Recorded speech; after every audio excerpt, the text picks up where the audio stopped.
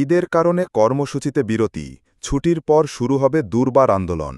কোরবানির ঈদ সামনে রেখে সাধারণ মানুষের দুর্ভোগের কথা বিবেচনায় নিয়ে চলমান আন্দোলন কিছুটা শিথিল করছেন বিএনপি নেতা ইশরাক হোসেন। আজ মঙ্গলবার নগর ভবনে এক কর্মসূচিতে তিনি বলেন, শুধু ঈদের জন্যই কিছুটা বিরতি নিচ্ছি, কিন্তু ঈদের পর যদি সরকার স্পষ্টভাবে শপথ অনুষ্ঠান নিয়ে কোনো সিদ্ধান্ত না দেয়, তাহলে ঢাকার জনগণকে সঙ্গে নিয়ে গড়ে তুলব দুর্বার আন্দোলন, প্রতিষ্ঠা করব ঢাকাবাসীর ভোটের অধিকার।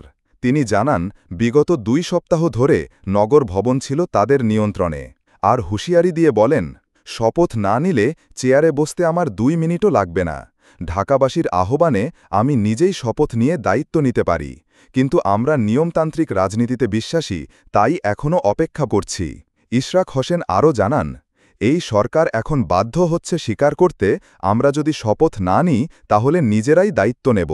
নগর ভবন চলবে ঢাকাবাসীর সিদ্ধান্তে, কোনো বহিরাগত প্রশাসককে নয়।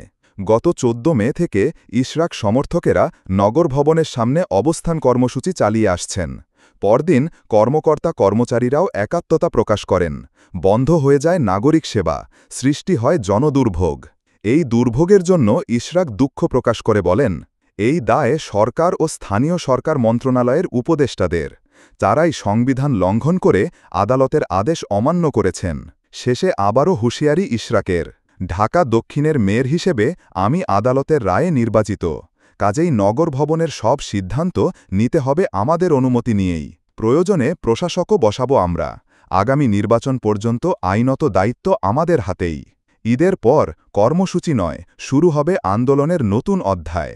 শপথ নিয়ে ফিরবেন ইশরাক, ঢাকাবাসীর ভোটের অধিকার ফিরিয়ে আনতে।